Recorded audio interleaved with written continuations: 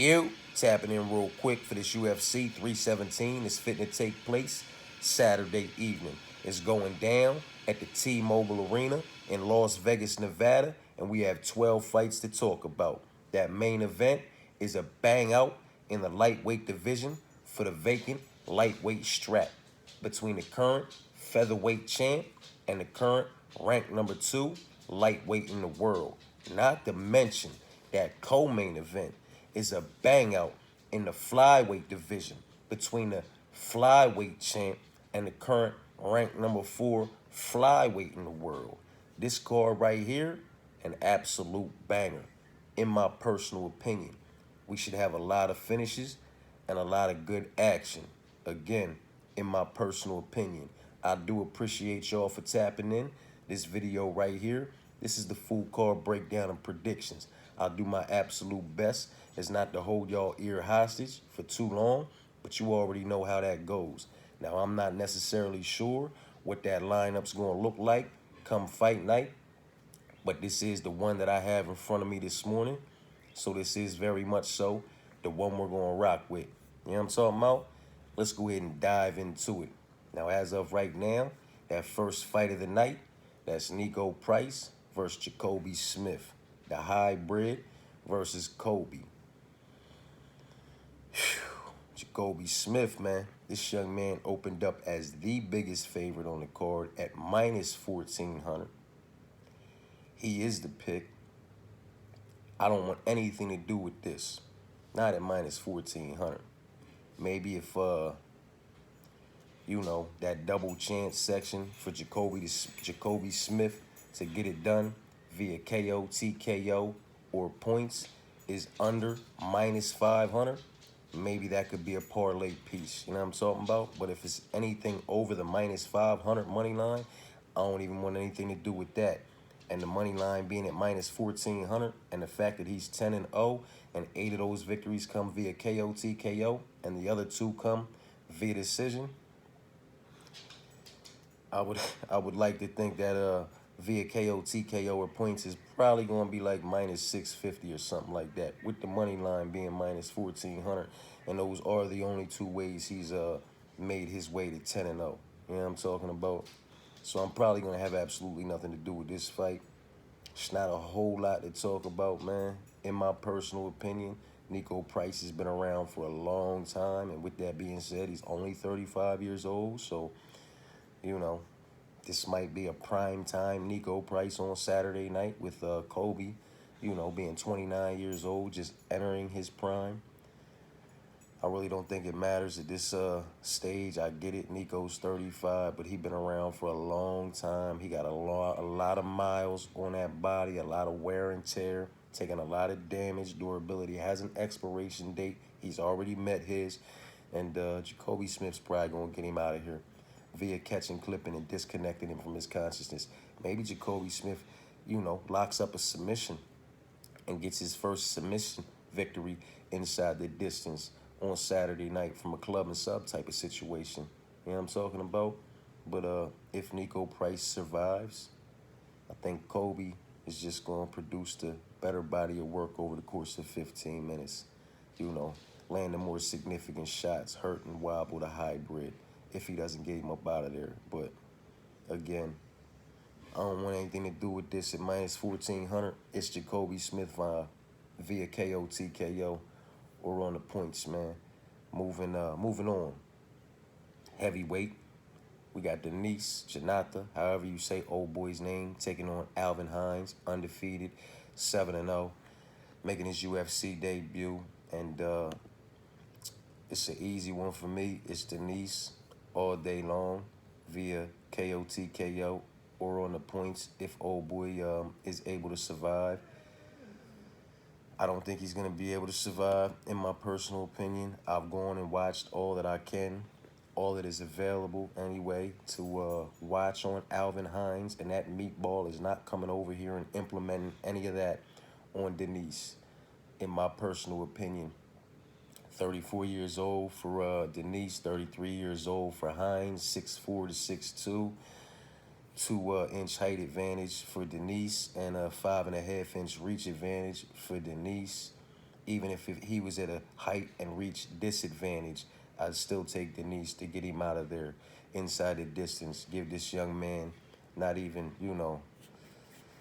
not even a dragged out war for his first loss, man. He's going to catch clip and disconnect this young man from his consciousness inside the first 5 minutes, man. Give me Janata Denise. And I'm not that high on Janata Denise, if that's even how you say old boy's name. He's taking on Alvin Hines, though. Goozy is his nickname. And Goozy's going to be oozing blood when he gets opened up, because Denise is going to crack his fucking melon. You know what I'm talking about? Moving on, man. The Reaper taking on the Moose. Cedricus Dumas is taking on Jackson McVey. McVey, however you say his name. Fuck it, I'm rocking with the Moose, man. Give me the Moose, man. I ain't gonna hold you, man. I think the Moose is 6-0 with 3 KO TKOs and 3 submission victories, if I'm not mistaken. Yeah, 100% finishing rate.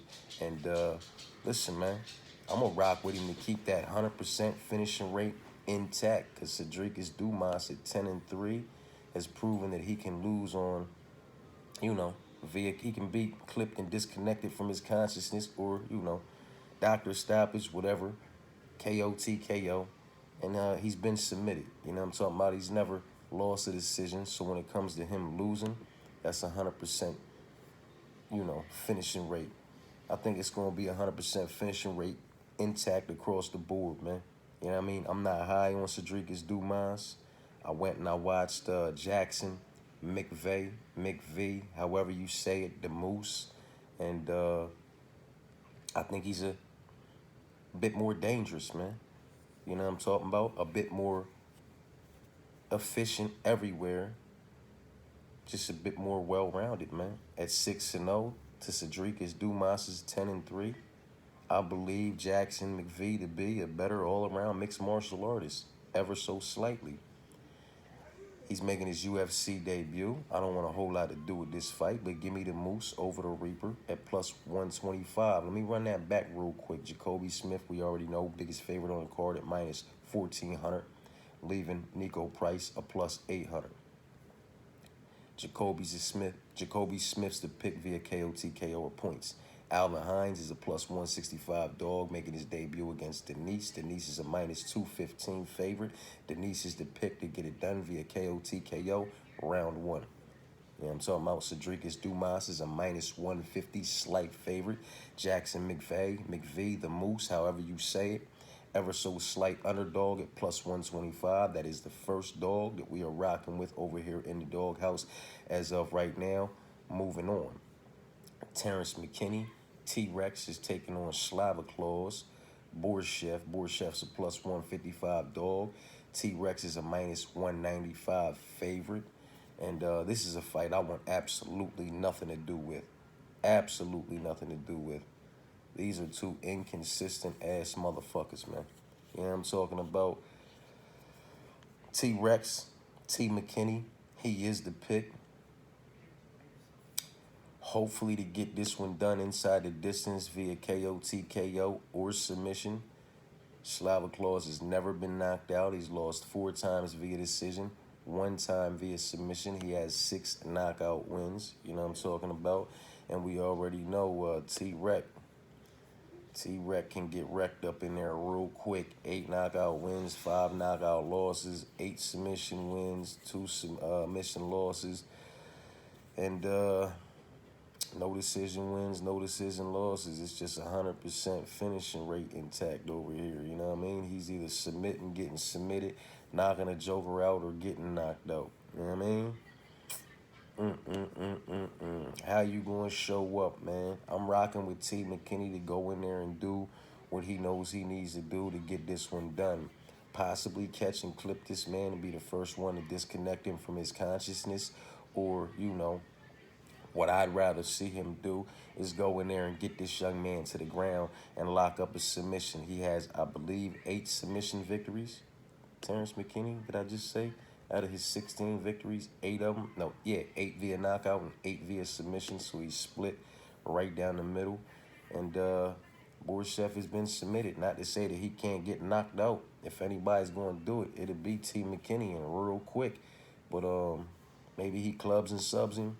Just give me Terrence McKinney via KO, TKO, or submission, man. That's a pick your own poison type of situation in my personal opinion, and I picked my poison. T. McKinney has a 4.5-inch reach advantage, a 3-year youth advantage, which we're not talking about anything there from 30, 33. Both of these young men very much so. Or T. McKinney may just be entering his prime. Maybe we see a little bit of that wisdom that he's learned, along that way, and he slows it down a little bit, get this one down to the ground, take his time, find a submission, lock it in, and get him out of there inside the distance, man. But moving on, man. T-Rex is the pick, man. Women's MMA, Tracy Cortez versus Vivian. I don't know how you say her last name. And we said that, right? T-Rex is a -195 over Slava Claus is +155. Vivi's a +185. Tracy's a -230. And Tracy's the pick to be the one to get this one done via split decision. It's going to be highly competitive, closely contested, and I just believe Tracy Cortez is ever so slightly going to edge it out. You know what I'm talking about? So give me Tracy via split decision. You know what I'm talking about?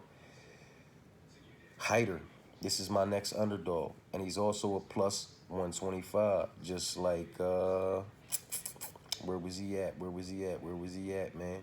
Jackson McVey was a +125. Ever so slight underdog, so is Hyder Emil, and I'm rocking with him, man. Jose Delgado, I get it. He's looked good in his little 9-1. Hyder's 11-0. You know what I'm talking about? Jose's lost once via decision. You know, he's coming off a win over Connor Matthews. Nothing else on this young man.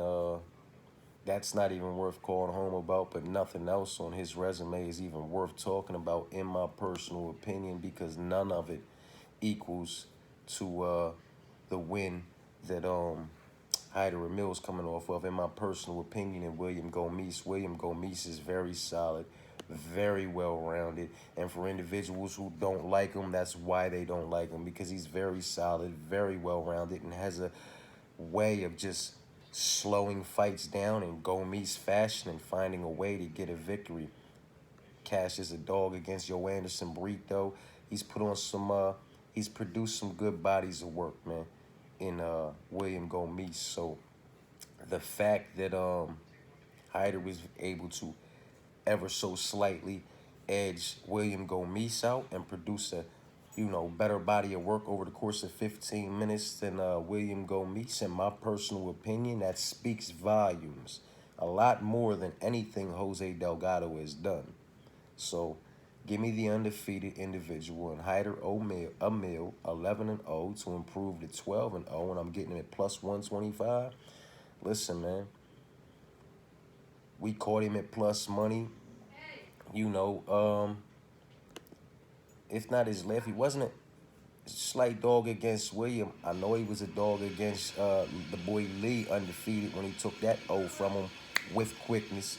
You know what I'm talking about? So to be determined and all that.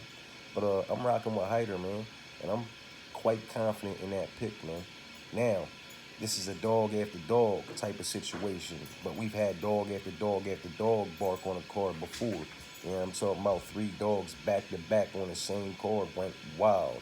And this one is +155. The Joker, Jack Hermanson, taking on the RoboCop, Gregory Rodriguez, man. 37 years old for Jack, 33 for Gregory, 6'1" for Jack, 6'3" for Gregory, 77.5-inch reach for Jack, 75 inches for Gregory. This is going to be highly competitive.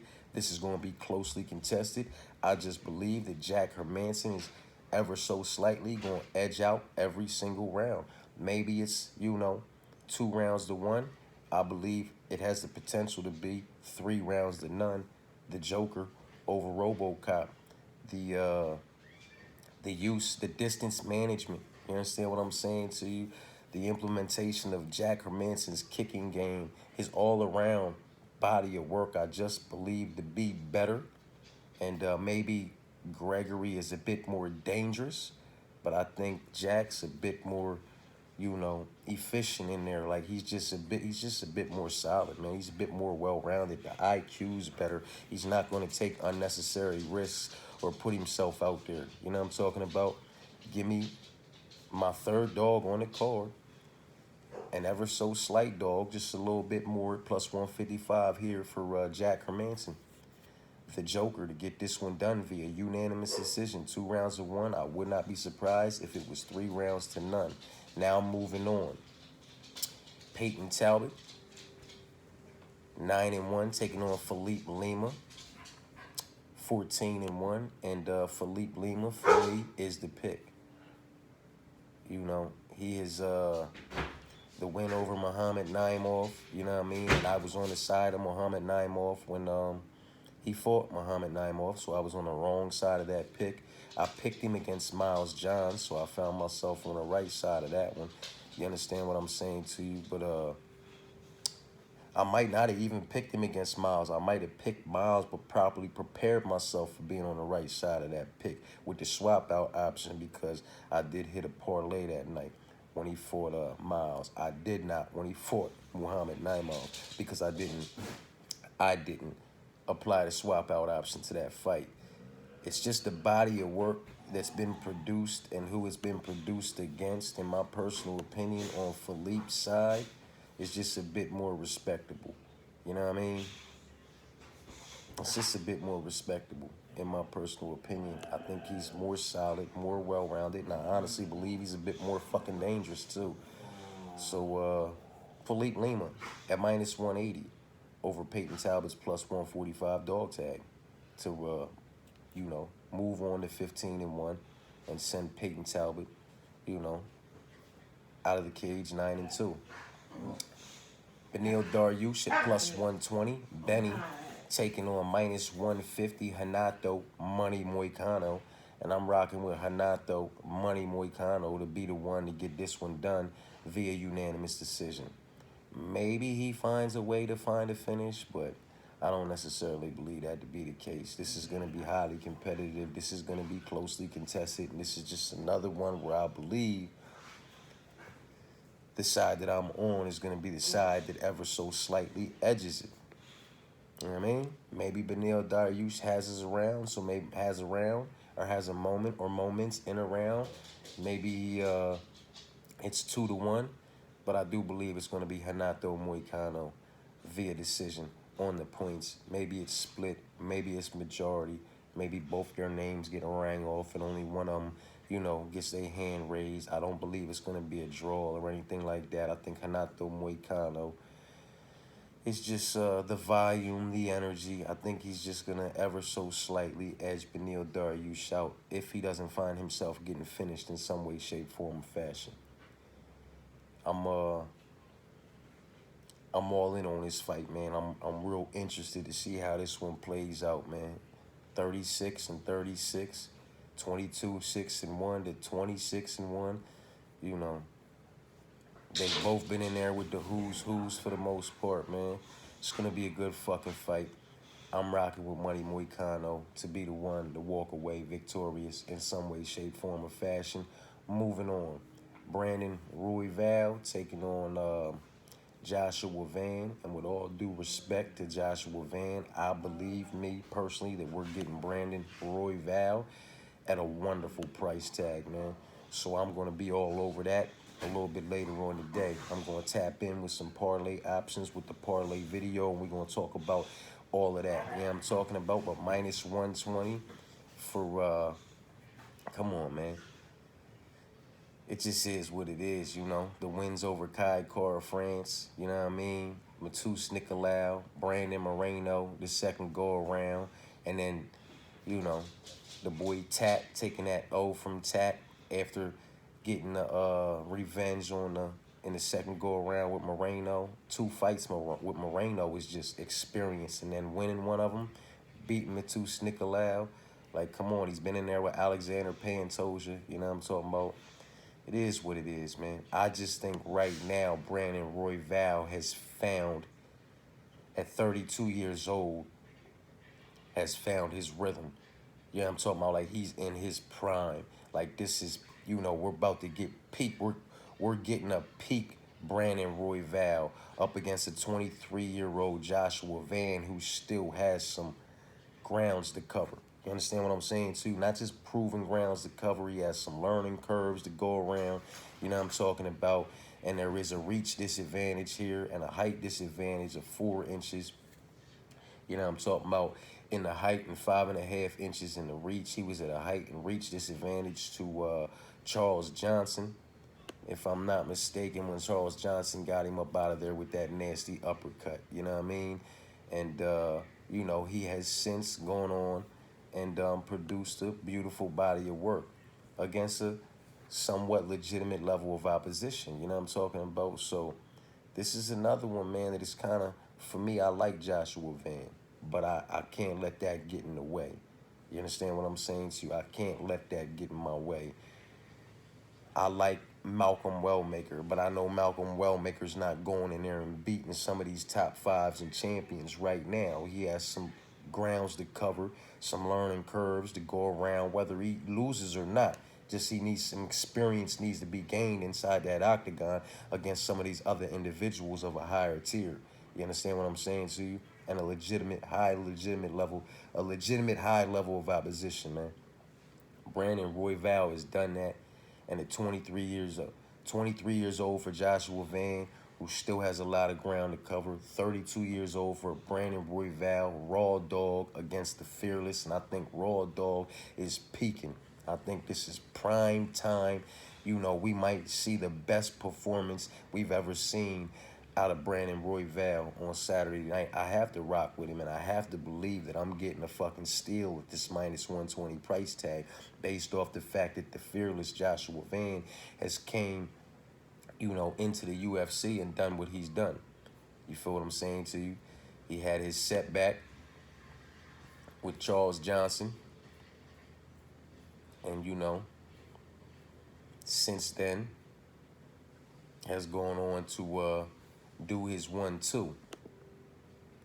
Brandon Royval, he's going to use every one of those physical attributes, every one of those physical advantages, very much so to his advantage. The 5.5 inches on reach, the 4 inches on height, it's all going to come into play with them strikes, man, with the kicks, with the punches.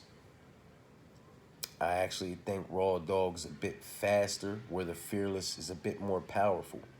You know what I mean? Joshua Van probably hits a bit harder than Brandon Royval. Brandon Royval throws a bit faster, though, and is a bit more dynamic, in my personal opinion. To be determined, man. I can't wait for some of these fucking fights, man. Brandon Royval at minus 120 over Joshua Van's plus 100. Raw Dog versus the Fearless, man. Moving on. The co-main event, man. We have the Cannibal versus Don't Blink. 35 versus 32. Minus 270 versus plus 210, man. 5'5" to 5'4" and 68 inches to 69 inches, man. 1 inch height advantage for the Cannibal, Alexander. 1 inch reach advantage for Don't Blink, Kai. 3-year youth advantage for Kai at 32, but 32 to 35. Like Kai, Don't Blink for as long as he's been around. He may very well just be coming into his prime. This might be prime time. Don't Blink Kai Car France taking on prime time the Cannibal, Alexander Pantosia, man. Both have the experience. Both of them solid. Both of them well-rounded. Both of them have proven that they can be fucking dangerous. This is going to be an absolute fucking banger. And the fact that we're getting these fights back, like, come on, man. Come on. We have a little break, you know. Hopefully Tracy and Vivian are going to put it the fuck on. But then Hyder versus Jose, Jack versus Gregory, man. Peyton versus Philippe, Benil versus Hanato, Brandon versus Joshua. Now we up to Alexander versus Kai Cora France, man. Come on, man. This is an absolute fucking banger, man. You know what I'm talking about? In my personal opinion. And I'm going live. We're going to watch all these motherfuckers together. You understand what I'm saying to you? I got to go live for this motherfucking card, man. Talk to me, scream at me. We gonna be making it loud. We gonna get noisy with this motherfucking card, man. You know what I'm talking about? Stop it. Alexander Pantosia, man, the Cannibal over Don't Blink, man. dope blink, does possess the power to catch, clip, and disconnect Alexander from his consciousness at any given time within them 25 minutes. But if Alexander Pantosia manages to, you know, keep that motherfucking chin up, keep that neck safe when rolling around, if ever, you know, if boy attempts to place him in any compromisable positions and just attempts to keep that barbaric, you can't finish me rate intact, and this thing goes 25 minutes, it's going to be Alexander Pantosia by unanimous decision, in my personal opinion, 3 rounds to 2. Maybe it's a split, maybe it's a majority, but Pantosia gets the nod. Because while Kai may crack him and, you know, have some moments in there, I think if Pantosia cracks Kai, he might wobble him a little bit. You know what I mean? He might make that motherfucking booty touch the ground one time and then hop right back up. I just think he might, as dangerous as Kai is and as much power as he possesses, I think he's a little less durable than Pantosia. So while he may possess a bit more pop in each and every one of his individual shots, I don't think he possesses the durability that Alexander Pantosia possesses on the other side. Hence, he's been finished 6 times, knocked out 3 times, and submitted 3 times. You know, Pantosia's never been finished. All 5 of his losses come via decision. It's not to say it cannot happen. 8 knockout victories, 11 submission victories, going against 12 knockout victories and 3 submission victories. You know what I'm talking about? This fight is fucking dangerous. This fight is fucking dangerous. You know what I mean? I don't know that it should be minus 270 to plus 210. Maybe minus 170. You know what I'm talking about? But I'm rocking with Alexander Pantosia, the cannibal, and still. Moving on. Main event, minus 420. Ilia Topuria, the featherweight champ, attempting to move up and become the double champ, the lightweight champ, to snatch the vacant lightweight belt, taking on Charles Oliveira, man. Who, let's get this out the way right now. If Charles Oliveira locks up the choke on Ilia early, the way he locked it up on Arman, Ilia's not getting up out of there. If Charles locks up the choke early, like Brian Ortega did on Volk, Ilia's not getting the fuck up out of there, in my personal opinion. But with that being said, I don't think that's the way it's going to go down. Charles Oliveira has been caught, clipped, and disconnected from his consciousness 4 times. He's knocked jokers out 10 times and submitted them 21. You know what I mean? Let's not forget who this young man is. And at 35 years old, I mean, depending on damage and wear and tear, like, outside of that, you know, these are prime time years for this young man. But they're also prime time years for Nico Price, who's been around just like Charles has been around and is taking damage and taking wear and tear just like Charles has. Maybe a bit more for Nico, but I just don't know that Du Bronx can take that hook, especially if he gets ripped to the body first, man. 5'10" for Charles with a 74-inch reach. 5'7" for Ilia with a 69-inch reach. Do I believe Charles Oliveira is going to be winning this fight until he's not? I do. I do. You know what I mean? Like, if I could bet Charles Oliveira to win round 1 on the cards, you know what I mean? I would bet him to win round 1. Win round 1. You know what I mean? I think he's going to, you know, maintain the range, use his distance management, implement some motherfucking kicks, the jab, and kind of stay away from Ilya for the first 5 to 7 minutes. I think he'll be able to do that successfully.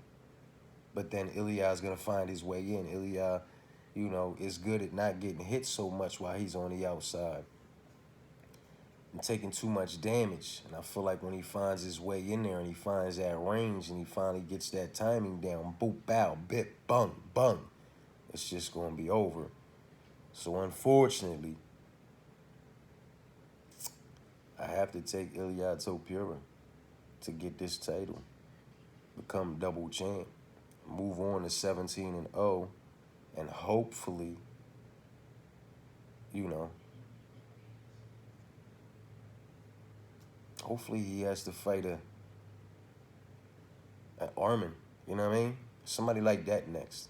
Somebody who's really going to take the fight to him in, you know, wrestling and grappling instead of just trying to stand and bang with him. I know Ilya is solid, well-rounded, and he can wrestle and grapple. I'm just saying, these bigger individuals in this division need to put it on him. You know, drag him out like Jan did to Izzy when Izzy went up. You know what I'm talking about? It is what it is, man. Styles make matchups, and I believe this to be a very bad stylistic matchup as far as power and durability is concerned. I think Charles can win this fight until he doesn't, and that's the unfortunate thing, man. So it's Ilya, man, at minus 420. You know I'm fitting to burn one down now. Huh? I got some, what I got over there right now? The fuck I got over there right now? What the fuck I got? I'm spun on. What the fuck I'm smoking on over there right now, man? I had the motherfucker Holy Gelato, but that's not what I'm smoking on right now. I left that upstairs, man. I had the motherfucking, the Gusher joint mixed with the Runts, but I ain't smoking that right now neither. It's the, man, what the fuck is the joint I'm smoking on right now, man? Because I'm fitting, as soon as I seen that minus 420, I said, oh, we fitting the motherfucking roll one up and burn it the fuck down, man. Maybe I might do that and chop it up with y'all in the parlay video. You know what I'm talking about? Cook up some of these parlays for the prelims, the main card, the whole card. Cabernet cookies. That's what it is. That's what it is. Cabernet cookies. You know what I'm talking about? That joint smack though. Indica leaner. 70% indica, 30% sativa. Cabernet cookies. That's the joint right there. And it was the Lush mints. It wasn't the Gus. It was the Lush mints mixed with the Runts that I had. The Holy Gelato, the Lush mints mixed with the Runts, and the motherfucking, look, and I fucking forgot again. The joint I just said, I snatched up them motherfucking 3. You know what I'm talking about? Boy, oh boy. We run through this motherfucker one more again, man, from bottom to top, and let that be that with that, man. You know what I mean? First fight of the night. Not in love with the price.